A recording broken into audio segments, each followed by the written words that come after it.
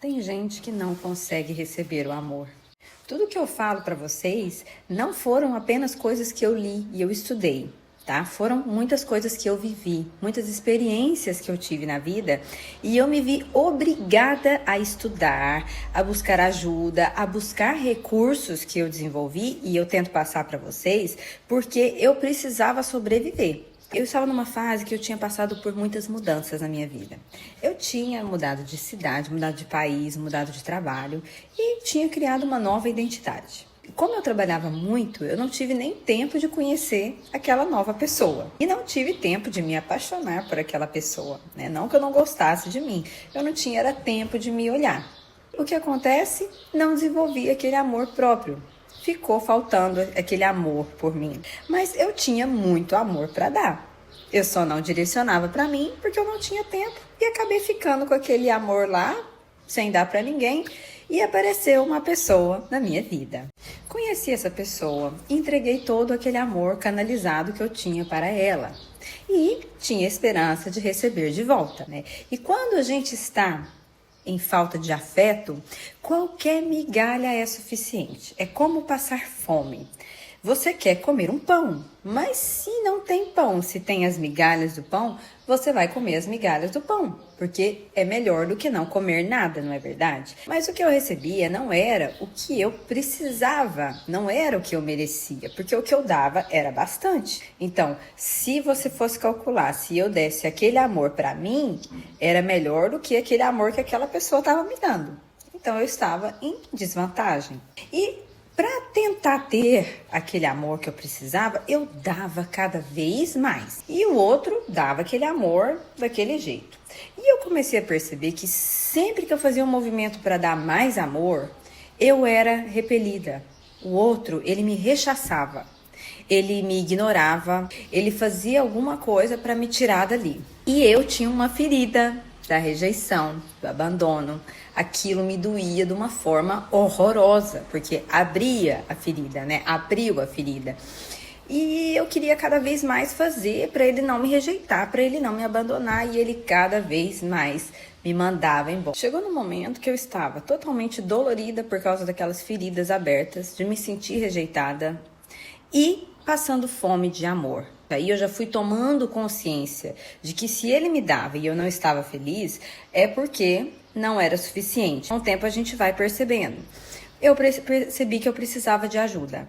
Então eu comecei a fazer tratamento com analista, porque eu sabia que ali tinha um desequilíbrio, eu precisava gostar de mim, porque eu estava abandonada. Eu dava o meu amor para o outro, ficava dependente emocional do amor do outro e eu não conseguia sair daquela relação. Com isso, nós começamos a trabalhar o meu amor próprio, eu comecei a me lembrar quem eu era, que eu era uma pessoa boa, que eu merecia ser amada, que eu podia buscar algo melhor. Quando eu recuperei o meu amor por mim mesma, eu parei de depender daquele sentimento do outro, porque aí eu comecei a me preencher, né, de mim mesma.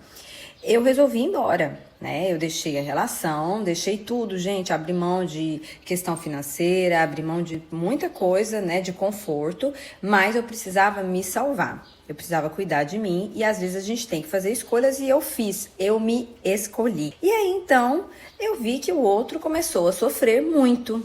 Ele precisava tanto daquele amor que eu tinha para dar, que ele ficou doente, ele ficou mal, ele ficou depressivo. E eu pensava, mas como? Se sempre que eu tentava dar o amor, ele não aceitava.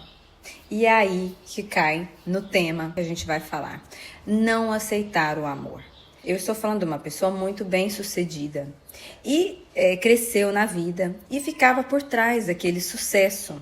Um homem que eu achava que tinha uma autoestima muito grande, mas na verdade não tinha autoestima nenhuma. E ele não aceitava o meu amor porque ele não acreditava naquele amor. E ele tinha medo de ser enganado.